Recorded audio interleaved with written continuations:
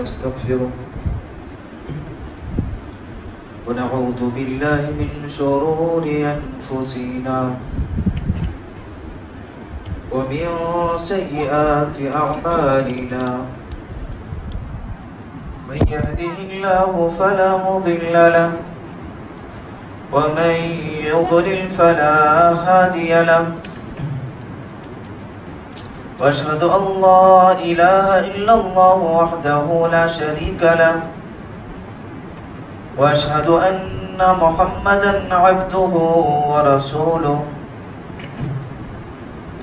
أرسله بالحق بشيرا ونذيرا أما بعد فإن خير الحديث كتاب الله وخير الهدي هدي محمد صلى الله عليه وسلم فأعوذ بالله السميع العليم من الشيطان الرجيم بسم الله الرحمن الرحيم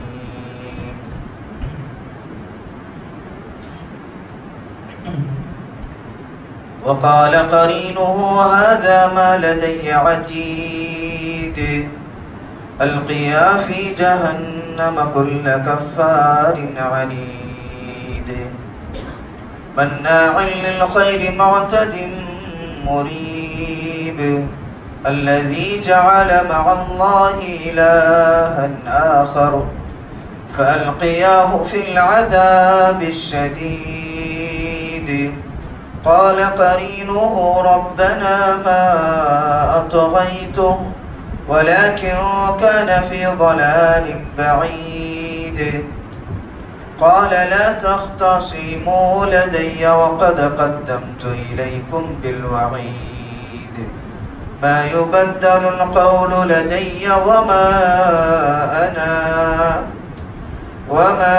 أنا بظلام للعبيد وقال الله سبحانه وتعالى في كلامه المجيد يا أيها الذين آمنوا أطيعوا الله وأطيعوا الرسول ولا تبطلوا أعمالكم ہر قسم کی تعریف، توصیف، کبریائی، بڑائی اللہ رب العالمین کے لیے لائق و زیبا ہے۔ درود و سلام کا نزول ہو تمام انبیاء کرام پر، خصوصیت کے ساتھ میرے اور آپ کے نبی آخر الزماں محمد مصطفیٰ صلی اللہ علیہ وسلم پر۔ محترم سامعین، آج خطبہ جمعہ میں عید میلاد کی حقیقت اس عنوان پر کچھ دیر میں آپ کے سامنے گفتگو کروں گا۔ رب العالمین سے دعا کریں اللہ سبحانہ و تعالی مجھے حق بات کہنے اور آپ کو حق بات سننے، بعدہ اس پر عمل کرنے کی اللہ مجھے اور آپ کو توفیق عطا فرمائے۔ محترم سامعین اکرام، عید میلاد کہتے ہیں ولادت کو۔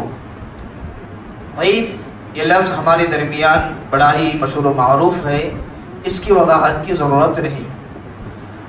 محترم سامعین، یہ دو چیزیں ہیں۔ سب سے پہلی چیز ہم یہ جانتے ہیں کہ نبی کریم صلی اللہ علیہ وسلم کی ولادت ہوئی کب، آپ صلی اللہ علیہ وسلم کی تاریخ پیدائش کیا ہے۔ محترم حاضرین، ہمیں یہ جاننا ضروری ہے کہ پیارے نبی صلی اللہ علیہ وسلم کی ولادت کے سلسلے میں، تاریخ ولادت کے سلسلے میں مورخین کا کافی اختلاف ہے، حتیٰ کہ مورخین کا مہینوں کے سلسلے میں بھی اختلاف ہے۔ کسی نے کہا ہے کہ نبی کریم صلی اللہ علیہ وسلم کی ولادت رمضان کے مہینے میں ہوئی، کسی نے ماہ سفر کا تذکرہ کیا ہے، کسی نے کہا ہے کہ ربیع الاول کے مہینے میں آپ صلی اللہ علیہ وسلم کی ولادت ہوئی۔ اب ماہ ربیع الاول میں کس تاریخ کو نبی کریم صلی اللہ علیہ وسلم کی ولادت ہوئی، اس میں بھی مورخین کا کافی اختلاف ہے۔ امام ابن عبد البر الاستیعاب میں فرماتے ہیں کہ نبی کریم صلی اللہ علیہ وسلم کی ولادت 2 ربیع الاول کو ہوئی، اور حمیدی علیہ الرحمہ، امام ابن حزم، مالک عقیل، یونس بن یزید وغیرہ امام الزہری علیہ الرحمہ کے واسطے سے جو روایت بیان کرتے ہیں اس میں 8 ربیع الاول کا تذکرہ ہے، یعنی پیارے نبی صلی اللہ علیہ وسلم کی ولادت 8 ربیع الاول کو ہوئی۔ علامہ صفی الرحمن مبارک پوری علیہ الرحمہ اپنی کتاب الرحیق المختوم میں لکھتے ہیں کہ پیارے نبی صلی اللہ علیہ وسلم کی ولادت 9 ربیع الاول کو ہوئی، اور امام ابن دحیہ اور ابن عساکر علیہما الرحمہ فرماتے ہیں کہ 10 ربیع الاول کو نبی کریم صلی اللہ علیہ وسلم کی ولادت ہوئی۔ امام ابن اسحاق، امام ابن ابی شیبہ فرماتے ہیں کہ 12 ربیع الاول کو پیارے نبی صلی اللہ علیہ وسلم کی پیدائش ہوئی۔ ایک قول 11 ربیع الاول کا بھی ہے۔ تو آپ دیکھیں کتنے اقوال ہیں مورخین کے، کسی نے 2 ربیع الاول کہا، کسی نے 8، کسی نے 9، کسی نے 10، کسی نے 11، کسی نے 12۔ اور اکثر مورخین کا رجحان 2 اہم باتوں کی طرف ہے۔ پہلی چیز یہ کہ مورخین بیان کرتے ہیں کہ پیارے نبی صلی اللہ علیہ وسلم کی ولادت 8 ربیع الاول سے لے کر کے 12 ربیع الاول کے درمیان ہوئی۔ 8 ربیع الاول سے 12 ربیع الاول، اسی درمیان پیارے نبی صلی اللہ علیہ وسلم کی ولادت ہوئی۔ علامہ صفی الرحمن مبارک پوری علیہ الرحمہ نے مورخین کے تمام اقوال کا جائزہ لینے کے بعد یہ بات لکھی ہے کہ اکثر مورخین کا اسی بات پر اتفاق ہے کہ نبی کریم صلی اللہ علیہ وسلم کی ولادت 9 ربیع الاول کو ہوئی۔ تو اکثر مورخین نے جو تاریخ ذکر کی ہے کتابوں میں وہ کیا ہے؟ 9 ربیع الاول، نبی کریم صلی اللہ علیہ وسلم کی ولادت 9 ربیع الاول کو ہوئی۔ لیکن لوگوں کے درمیان جو مشہور و معروف ہے وہ کون سی تاریخ ہے؟ 12 تاریخ، 12 ربیع الاول لوگوں کے درمیان مشہور و معروف ہے، لیکن مورخین جو صاحب علم ہے ان کے درمیان جو تاریخ ہے وہ کون سی تاریخ ہے؟ 9 ربیع الاول کی۔ محترم سامعین، اب سوال یہ پیدا ہوتا ہے کہ نبی کریم صلی اللہ علیہ وسلم کی تاریخ ولادت میں اتنا زیادہ اختلاف کیوں ہے؟ کسی نے 2 کہا، کسی نے 8 کہا، کسی نے 9 کہا، کسی نے 10 کہا، کسی نے 12، کسی نے 11، اور کسی نے کہا کہ ماہ رمضان میں، کسی نے کہا کہ ماہ سفر میں، کسی نے کہا کہ ماہ ربیع الاول میں۔ اتنا زیادہ اختلاف کیوں ہے؟ اس لیے کہ نبی کریم صلی اللہ علیہ وسلم کی جب ولادت ہوئی تو اس زمانے میں تاریخ ولادت لکھنے کا یا لکھ کر رکھنے کا رسم و رواج نہیں تھا۔ اس زمانے میں لوگوں میں یہ چیز نہیں تھی کہ کوئی پیدا ہوتا تو اس کی تاریخ لکھ کر کے رکھے، یہ اس وقت عام نہیں تھا، بلکہ اس وقت جو ولادت کو یاد رکھا جاتا تھا کسی اہم واقعے سے، کسی اہم حادثے سے۔ اسی لیے امام ابن قیم علیہ الرحمہ نے اپنی کتاب زاد المعاد فی ہدی خیر العباد میں لکھا ہے کہ نبی کریم صلی اللہ علیہ وسلم کی ولادت عام الفیل کے وقت ہوئی، یعنی ہاتھی والوں کا واقعہ جس سال پیش آیا اسی سال نبی کریم صلی اللہ علیہ وسلم کی ولادت ہوئی۔ تو اس زمانے میں جو تاریخیں جو یاد رکھا جاتا تھا ولادت وغیرہ کسی اہم واقعے کے ذریعے سے، کسی اہم حادثے کے ذریعے سے، چونکہ عام الفیل کا واقعہ بڑا اہم واقعہ تھا۔ ابرہہ جو کہ خانہ کعبہ توڑنے کے لیے آیا تھا، اللہ رب العالمین نے اسے ابابیل کے ذریعے سے، پرندوں کا جھنڈ اللہ نے بھیج دیا، جس بنا پر اس کا لشکر ہلاک و برباد ہو گیا، وہ تباہ و برباد ہو گیا۔ ہر ایک کے ذہنوں میں یہ واقعہ پیوست تھا، ہر ایک کے درمیان یہ واقعہ مشہور و معروف تھا۔ تو نبی کریم صلی اللہ علیہ وسلم کی ولادت بھی اسی واقعے کی طرف منسوب کر کے زیادہ مشہور و معروف ہے کہ نبی کریم صلی اللہ علیہ وسلم کی ولادت عام الفیل کے ساتھ سال ہوئی۔ جس سال ہاتھی والوں کا واقعہ پیش آیا اسی سال نبی کریم صلی اللہ علیہ وسلم کی ولادت ہوئی۔ تو ہماری ذہنوں میں یہ بات ہونی چاہیے کہ اس زمانے میں تاریخ ولادت وغیرہ لکھنے کا رواج نہیں تھا، البتہ سلسلہ نسب اس زمانے میں یاد رکھا جاتا تھا، حتیٰ کہ عربوں میں آج بھی سلسلہ نسب یاد رکھا جاتا ہے، یعنی باپ، دادا، پردادا، تو یہ جو سلسلہ ہے، سلسلہ نسب یاد رکھنے کا یا لکھ کر رکھنے کا اس زمانے میں یہ رواج عام تھا۔ یہی وجہ ہے کہ نبی کریم صلی اللہ علیہ وسلم کا سلسلہ نسب آج تک بھی محفوظ ہے۔ آپ جانتے ہیں نبی کریم صلی اللہ علیہ وسلم کا جو سلسلہ نسب ہے عدنان تک صحیح روایتوں سے ثابت ہے۔ محمد بن عبداللہ بن عبد المطلب بن ہاشم بن عبد مناف بن قصی بن کلاب بن مرہ بن کعب بن لؤی بن غالب بن فہر بن مالک بن نضر بن کنانہ بن خزیمہ بن مدرکہ بن الیاس بن مضر بن نزار بن معد بن عدنان تک نبی کریم صلی اللہ علیہ وسلم کا سلسلہ نسب محفوظ ہے۔ البتہ بعض لوگ جو ہے آدم علیہ السلام تک ذکر کرتے ہیں جو کہ صحیح نہیں ہے، صحیح روایتوں سے وہ ثابت نہیں ہے۔ اس زمانے میں سلسلہ نسب یاد رکھنے کا رواج عام تھا، اسی لیے آپ کا سلسلہ نسب صلی اللہ علیہ وسلم محفوظ ہے۔ تاریخ ولادت لکھ کر رکھنے کا رواج نہیں تھا، اسی لیے آپ کی تاریخ ولادت میں مورخین کا کافی اختلاف ہے۔ محترم سامعین، یہ بات یاد رکھنا چاہیے کہ اکثر مورخین جو تاریخ ولادت ذکر کرتے ہیں 9 ربیع الاول ہے، اور تاریخ وفات 12 ربیع الاول۔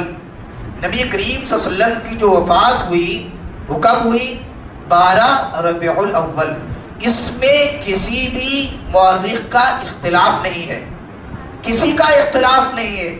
مورخین میں سے جتنے بھی مورخین ہیں یا جتنے بھی محدثین ہیں، کسی کا اختلاف نہیں ہے کہ پیارے نبی صلی اللہ علیہ وسلم کی وفات 12 ربیع الاول کو ہوئی، کسی کا اختلاف نہیں ہے، سب کا اتفاق ہے، تمام مورخین کا اتفاق ہے کہ نبی کریم صلی اللہ علیہ وسلم کی وفات 12 ربیع الاول کو ہوئی۔ محترم سامعین، آپ دیکھیں تاریخ ولادت میں اختلاف ہے، لیکن لوگوں نے ایک تاریخ بنا لی ہے 12 ربیع الاول کہ اسی تاریخ کو نبی کریم صلی اللہ علیہ وسلم پیدا ہوئے، جبکہ مورخین کا اختلاف ہے، اور یہ اپنے طور پر تاریخ کو فکس کر کے اس روز خوشیاں مناتے ہیں، جلسہ جلوس نکالتے ہیں، اور بہت سارے جو کہ اسلام میں ناجائز ہیں سارے رسم و رواج انجام دیتے ہیں۔ محترم سامعین اکرام، لہذا ہمیں ان تمام برائیوں سے اپنے آپ کو بچانا چاہیے۔ آپ جانتے ہیں کہ 12 ربیع الاول صحابہ اکرام کے لیے یہ کتنا مشکل ترین دن تھا۔ صحابہ کہتے ہیں کہ جب نبی کریم صلی اللہ علیہ وسلم مدینہ آئے تو سارا مدینہ چمک اٹھا، سارے مدینہ میں خوشیاں تھی، ہر کوئی نبی کریم صلی اللہ علیہ وسلم کی دیدار کے لیے ترس رہا ہے، ہر کوئی نبی کریم صلی اللہ علیہ وسلم کے اخلاق کے بارے میں جانتا تھا، نبی کے کردار کے بارے میں سنا تھا، نبی کے رحم و کرم کے بارے میں سنا تھا صلی اللہ علیہ وسلم۔ ہر کوئی آپ کو دیکھنے کا شوقین، ہر ایک کے دل میں خوشی چھائی ہوئی ہے۔ جب نبی کریم صلی اللہ علیہ وسلم مدینہ تشریف لائے، ہر کوئی نبی کریم صلی اللہ علیہ وسلم کو دیکھنے کے لیے تڑپ رہا تھا، ہر کوئی دیکھنے کے لیے ترس رہا تھا۔ صحابہ کہتے ہیں اتنی خوشی لوگوں میں تھی اسے لفظوں میں بیان نہیں کیا جا سکتا، اتنا زیادہ صحابہ خوش تھے جب نبی کریم صلی اللہ علیہ وسلم مدینہ آئے۔ لیکن جب 12 ربیع الاول کو نبی کریم صلی اللہ علیہ وسلم کی وفات ہوئی، سارے کا سارا مدینہ خاموش تھا، مدینہ خاموش تھا، مدینے میں سناٹا تھا، ہر کوئی غم میں مصروف تھا۔ عمر رضی اللہ تعالیٰ عنہ اتنی بہادر شخصیت جس کو دیکھ کر شیطان راستہ بدل لیتا تھا، اس عمر کی حالت کیا تھی 12 ربیع الاول کو؟ صحابی رسول کہتے ہیں عمر رضی اللہ تعالیٰ عنہ اتنے بہادر شخصیت، غم کی وجہ سے ان کے پاس ٹہرنے کی طاقت نہیں تھی، ٹہرنے کی طاقت نہیں تھی، زمین پر گر گئے نبی کریم صلی اللہ علیہ وسلم کی وفات کو سن کر کے۔ محترم سامعین، یہ صحابہ اکرام کی حالت تھی 12 ربیع الاول کو۔ میرے کیف ہمیں یہ بات ہمارے ذہنوں میں ہونی چاہیے کہ تاریخ ولادت میں مورخین کا اختلاف ہے، تاریخ وفات میں کسی کا اختلاف نہیں ہے۔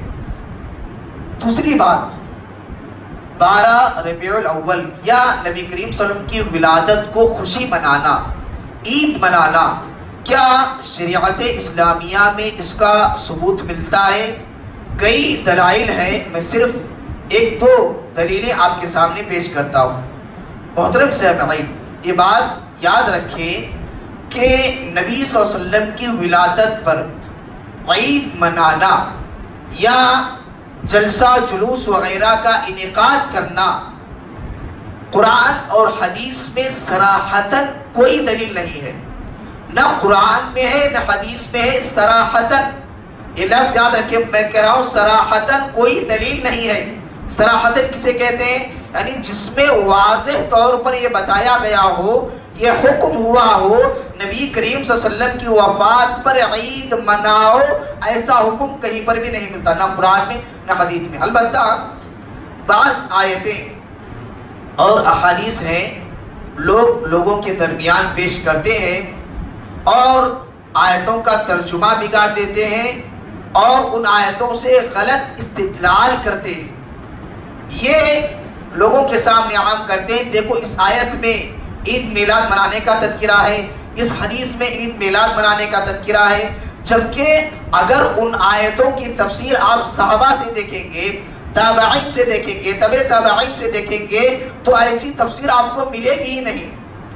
ایک آیت میں آپ کے سامنے پیش کرتا ہوں جو عید میلاد منانے والے جو دلیل پیش کرتے ہیں قرآن مجید سے، کئی دلائل ہیں، ایک دلیل پیش کر کے میں اس کو واضح کرتا ہوں، اس کے بعد ساری دلیلیں ان کے ایسے ہی ہیں۔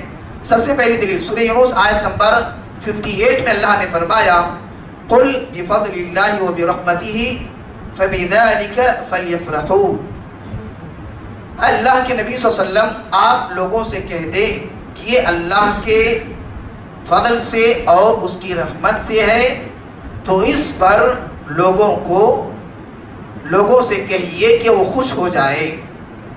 محترم سامعین، اگر آپ تفاسیر اٹھا کر دیکھیں گے، یعنی صحابہ، تابعین، تبع تابعین، تو آپ کو یہ تفسیر ملے گی کیا کہ اس آیت میں اللہ نے قرآن مجید کے بارے میں کہا ہے۔ اس سے پہلے اللہ نے قرآن کا تذکرہ کیا کہ قرآن لوگوں کے لیے ہدایت کا ذریعہ ہے، بیمار دلوں کے لیے شفا ہے۔ یقیناً یہ اللہ کا بڑا فضل ہے، یہ اللہ کا بڑا رحم و کرم ہے بندوں پر کہ اللہ نے ان کو پیدا کرنے کے بعد ایسے ہی بے یار و مددگار نہیں چھوڑا، بلکہ اللہ نے ان کی رشد و ہدایت کے لیے قرآن مجید کو نازل کیا۔ قرآن مجید کو سمجھانے کے لیے اللہ نے انبیاء کو نازل کیا۔ تو دین اسلام کا ملنا یقیناً ایک بڑی نعمت ہے۔ قرآن کا نازل ہونا اللہ کا ایک بڑا فضل ہے، اللہ کی رحمت ہے۔ اللہ نے بندوں کے ساتھ رحم و کرم کا معاملہ کیا، بندوں کو صحیح کیا ہے، غلط کیا ہے، حق کیا ہے، باطل کیا ہے پہچاننے کے لیے اللہ نے قرآن مجید کو نازل کیا۔ اب اللہ تعالیٰ اس پر کہہ رہا ہے کہ اللہ کے نبی صلی اللہ علیہ وسلم آپ بندوں سے کہہ دیں کہ وہ اس نعمت پر خوش ہو جائے، اس نعمت پر خوش ہو جائے۔ لیکن یہ جو ترجمہ ہے یہ سلف سے ثابت ہے، لیکن جو لوگ یہ کہتے ہیں کہ اس آیت میں عید میلاد منانے کی دلیل ہے تو وہ اس آیت کا ترجمہ بگاڑ دیتے ہیں۔ کیسے بگاڑتے ہیں؟ کہتے ہیں کہ اس آیت میں اللہ نے کہا کہ جب کسی پر اللہ کا فضل اور اس کی رحمت ہو تو اس پر خوشی مناؤ، اس پر خوشی مناؤ، جبکہ فَلْيَفْرَحُوا یہ فعل امر ہے، امر کا صیغہ ہے، جس کے معنی ہوتا ہے انہیں چاہیے کہ وہ خوش ہو جائیں۔ یہ لفظی معنی ہوتا ہے، انہیں چاہیے کہ وہ خوش ہو جائیں۔ خوشی منائیں یا خوشی مناؤ یہ معنی اس کا نہیں ہوتا۔ اور آپ یہ بات یاد رکھیں، خوشی منانے اور خوشی کا اظہار کرنے دونوں میں آسمان و زمین کا فرق ہے۔ خوشی منانا، عید منانا یہ لمیٹڈ ہے، جبکہ خوشی کا اظہار کرنا یہ ان لمیٹڈ ہے۔ یعنی آدمی سال بھر، زندگی بھر خوشی کا اظہار کر سکتا ہے۔ کیا عید ہر دن منائی جا سکتی ہے؟ کیا عید ہر دن ہم مناتے ہیں؟ ہرگز نہیں۔ محترم سامعین، اگر مان بھی لیا جائے یہاں پر رحمت سے مراد نبی کریم صلی اللہ علیہ وسلم ہے، یعنی وہ لوگ یہ کہتے ہیں کہ دیکھو رحمت پر خوشی منانا ہے، فضل پر خوشی منانا ہے، نبی کریم صلی اللہ علیہ وسلم ہمارے لیے سب سے عظیم نعمت ہے، ہمارے لیے باعث رحمت ہے۔ اللہ نے فرمایا وَمَا أَرْسَلْنَاكَ إِلَّا رَحْمَةً لِلْعَالَمِينَ، ہم نے نبی کریم صلی اللہ علیہ وسلم کو ساری دنیا کے لیے رحمت بنا کر کے بھیجا۔ آپ ساری دنیا کے لیے رحمت بن کر آئے۔ اتنی عظیم رحمت، اتنی عظیم نعمت، کیا ہم آپ کی اس نعمت پر خوشی نہ منائیں؟ کیا آپ کی آمد پر، آپ کی رحمت پر ہم کیا خوشی نہ منائیں؟ محترم سامعین، یہ بات یاد رکھیں، نبی کریم صلی اللہ علیہ وسلم یقیناً ساری دنیا کے لیے رحمت ہے۔ یہ ہر مومن اس بات کا اقرار کرتا ہے۔ جو مومن نبی کریم صلی اللہ علیہ وسلم کو رحمت نہیں مانتا وہ دائرہ اسلام سے نکل جاتا ہے۔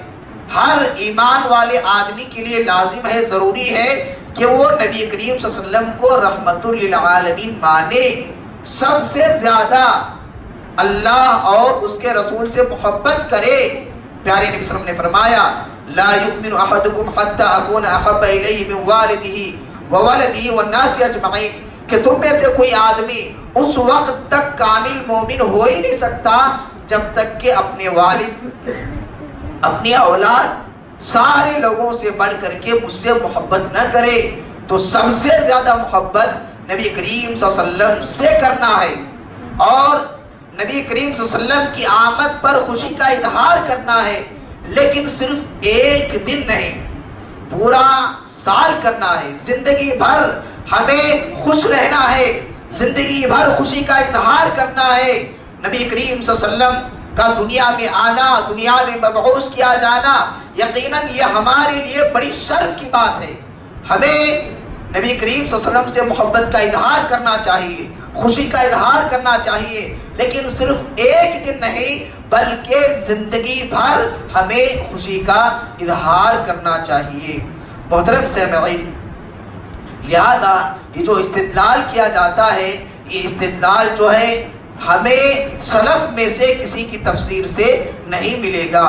بہرکیف حاضرین، پیارے نبی صلی اللہ علیہ وسلم نے مسلمانوں کے لیے دو عیدیں بتلائی ہیں۔ مسلمانوں کی جو عیدیں ہیں، بڑی عیدیں، وہ صرف دو ہیں۔ اس کی دلیل کیا ہے؟ ابو داؤد کی روایت ہے، پیارے نبی صلی اللہ علیہ وسلم فرماتے ہیں، راوی حدیث انس رضی اللہ تعالیٰ عنہ ہے، فرماتے ہیں کہ جب نبی کریم صلی اللہ علیہ وسلم مدینہ آئے تو اہل مدینہ کو دیکھا کہ وہ کھیل کود میں مصروف ہیں، انہوں خوشی منا رہے ہیں۔ نبی کریم صلی اللہ علیہ وسلم نے پوچھا کہ اس دن خوشی منانے کی وجہ کیا ہے؟ تو انہوں نے کہا کہ ہم زمانے جاہلیت میں ان دنوں میں خوشی منایا کرتے تھے، کھیل کود کیا کرتے تھے، اسی لیے اب بھی کر رہے ہیں۔ تو اللہ کے نبی صلی اللہ علیہ وسلم نے فرمایا کہ اللہ نے تمہارے لیے ان دنوں سے بہتر 2 دن عطا کیے ہیں، ان دنوں سے بہتر 2 دن عطا کیے ہیں۔ ان 2 دنوں میں تم خوشی کا اظہار کرنا، خوشی منانا، عید منانا اور کھا پی کر کے کھیل کود میں مصروف رہنا۔ وہ 2 عیدیں کیا ہیں؟ اللہ کے نبی صلی اللہ علیہ وسلم نے فرمایا ایک ہے عید الاضحیٰ، دوسری عید الفطر۔ تو یہ جو مسلمانوں کی عیدیں ہیں، 2 بڑی عیدیں ہیں، اور ان عیدوں کے احکامات بیان کیے گئے ہیں۔ ان دونوں میں نماز ادا کرنا ہے تو اس کے خاص احکامات ہیں۔ اگر نبی کریم صلی اللہ علیہ وسلم کی ولادت پر عید منانا ہوتا تو اس کے بھی احکام ہوتے، اس کے بھی مسائل ہوتے، اس میں بھی نماز کا تذکرہ ہوتا۔ تو یہ کہیں بھی قرآن و سنت سے ہمیں ثبوت نہیں ملتا۔ محترم سامعین، یہ بات یاد رکھیں کہ پیارے نبی صلی اللہ علیہ وسلم سے ایک مرتبہ سوال کیا گیا، اے اللہ کے نبی صلی اللہ علیہ وسلم، آپ پیر اور جمعرات کا روزہ کیوں رکھتے ہیں؟ میں صرف پیر کا تذکرہ کر رہا ہوں، پیر کا روزہ رکھنے کا سبب کیا ہے؟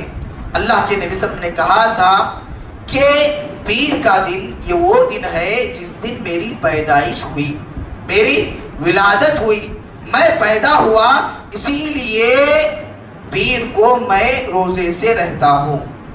بعض لوگ اس سے بھی استدلال کرتے ہیں، دیکھو پیر کے دن اللہ کے نبی صلی اللہ علیہ وسلم پیدا ہوئے، پیدا ہو کر کے روزہ رکھ کر کے خوشی منایا، خوشی کا اظہار کیا۔ جب نبی کریم صلی اللہ علیہ وسلم نے خود اپنا میلاد منایا تو ہم کیوں نہیں منا سکتے؟ محترم سامعین، یہ بھی استدلال غلط ہے، اور ہمیں قرآن و حدیث کو ویسے سمجھنا ہے جیسے صحابہ نے سمجھا، تابعین نے سمجھا، تبع تابعین نے سمجھا۔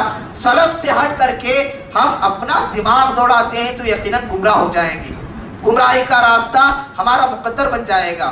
اب دیکھیں یہاں پر پیارے نبی صلی اللہ علیہ وسلم نے کہا کہ میں پیر کے دن روزہ رکھتا ہوں کیونکہ میں پیدا ہوا، اور نبی کریم صلی اللہ علیہ وسلم کا پیر کے دن روزہ رکھنا یہی اس بات کی دلیل ہے کہ یوم ولادت یوم عید نہیں ہے، کیونکہ عید کے دن روزہ رکھنے سے اللہ کے نبی صلی اللہ علیہ وسلم نے منع کیا۔ عید الفطر میں، عید الاضحیٰ میں روزہ رکھنا جائز نہیں ہے، حرام ہے روزہ رکھنا عید الفطر میں، عید الاضحیٰ میں۔ اگر نبی کی ولادت پر بھی عید ہوتی تو آپ کیا روزہ رکھتے؟ ہرگز نہیں رکھتے۔ تو آپ کا روزہ رکھنا یہ دلیل ہے کہ یوم ولادت ہے، یوم عید نہیں ہے۔ تو محترم سامعین، یہ بہت ساری باتیں ہیں۔ سب سے اہم بات، ہم صحابہ کی زندگی میں اگر غور کرتے ہیں، صحابہ نبی کریم صلی اللہ علیہ وسلم کو سب سے زیادہ چاہنے والے، سب سے زیادہ محبت کرنے والے صحابہ کرام اپنی جانوں کو نبی کریم صلی اللہ علیہ وسلم کے لیے قربان کیا۔ صحابہ کرام کے بارے میں آتا ہے 70 تیر انہوں نے اپنے سینے پر لیے، نبی پر ایک خراش بھی آنے نہیں دیا، ایک زخم بھی لگنے نہیں دیا۔ اتنا زیادہ نبی کریم صلی اللہ علیہ وسلم کو ٹوٹ کر کے چاہنے والے، محبت کرنے والے صحابہ کرام نے اپنی زندگی میں کبھی بھی نہیں منایا۔ نہ اللہ کے نبی صلی اللہ علیہ وسلم نے منانے کا حکم دیا کبھی، نہ صحابہ کرام نے منایا، نہ تابعین نے، نہ تبع تابعین نے۔ بعد کے لوگوں نے اس کو ایجاد کیا، اور یہ ایجاد کرنے والے کون ہیں؟ آپ کو ملیں گے، کوئی شیعہ ہے تو کوئی یہودی ہے۔ اس کو جائز کا فتویٰ دینے والا آدمی بھی ایک یہودی ہے۔ تو محترم سامعین، ہمیں خبردار ہونا چاہیے، پیارے نبی صلی اللہ علیہ وسلم کی محبت کا اظہار اطاعت کے ذریعے سے ہوتا ہے، فرما برداری کے ذریعے سے ہوتا ہے۔ ہم پڑھے آپ کی تعلیمات کیا ہے، آپ نے ہمیں کیا سکھایا ہے، قرآن کیا ہے، حدیث کیا ہے، اس کے بارے میں جانکاری حاصل کریں۔ قرآن و سنت پر عمل کرنے کے لیے ہمارے اندر ایک جذبہ ہو، ایک شوق ہو۔ نبی کریم صلی اللہ علیہ وسلم کی محبت کا اظہار اطاعت کے ذریعے سے ہوتا ہے، فرما برداری کے ذریعے سے ہوتا ہے۔ حتیٰ کہ اللہ نے فرمایا قُلْ إِن كُنتُمْ تُحِبُّونَ اللَّهَ فَاتَّبِعُونِي، اے اللہ کے نبی صلی اللہ علیہ وسلم آپ لوگوں سے یہ کہہ دو، اگر لوگ چاہتے ہیں کہ میں ان سے محبت کروں تو ان سے کہو کہ میری اتباع کرو۔ اللہ کی محبت حاصل کیسے ہوتی ہے؟ نبی صلی اللہ علیہ وسلم کی اتباع کے ذریعے۔ تو نبی کی محبت اگر ہمیں حاصل کرنا ہے، نبی کی اطاعت کرنا، نبی کی فرما برداری کرنا ہم پر لازم ہے، ضروری ہے۔ محترم سامعین، اللہ کے نبی صلی اللہ علیہ وسلم ہر سنت کے ساتھ یہ کہتے کہ بدعتوں سے اپنے آپ کو بچاؤ، اس لیے کہ بدعت گمراہی ہے، گمراہی جہنم میں لے جانے والی ہے، گمراہی جہنم میں لے جانے والی ہے۔ بدعت انسان کو گمراہ کر دیتی ہے۔ عید میلاد جو مناتے ہیں، کئی طرح کے برائیاں انجام دیتے ہیں، یہ بتانے کی ضرورت نہیں ہے، سارے لوگ اپنے آنکھوں سے دیکھ سکتے ہیں کہ میوزک چلتا ہے، قوالیاں بجتی ہیں جس میں شرکیہ کلمات ہوتے ہیں، حتیٰ کہ بعض جگہ گانے وغیرہ لگا کر لوگوں نے ناچا، ڈانس کیا، یہ ساری برائیاں۔ تو ہمیں نبی کی اس حدیث پر غور کرنا چاہیے، بدعت انسان کو گمراہ کر دیتی ہے۔ تو یہ ساری گمراہیاں، ساری برائیاں جو عید میلاد کے نام پر کیے جاتے ہیں، یہ بدعت ہے۔ بدعت ہی کی بنا پر یہ ساری برائیاں لوگوں میں عام ہوتی جا رہی ہیں۔ رب العالمین سے دعا کریں اللہ سبحانہ و تعالی ہم مسلمان بھائیوں کو قرآن و سنت کی باتوں کو سننے، سمجھنے اور ان پر عمل کرنے کی توفیق عطا فرمائے۔ اللہ رب العالمین ہمیں سنتوں سے محبت کرنے والا بنائے۔ اللہ رب العالمین ہمیں نبی کریم صلی اللہ علیہ وسلم سے صحیح طور پر محبت کرنے والا بنائے۔ اللہ رب العالمین ہمیں نبی کریم صلی اللہ علیہ وسلم کی اطاعت فرما برداری کرنے والا بنائے۔ اللہ رب العالمین ہمیں نیکیوں میں سبقت کرنے والا، گناہوں سے بچنے والا بنائے۔ آمین تقبل یا رب العالمین وآخر دعوانا ان الحمد للہ رب العالمین۔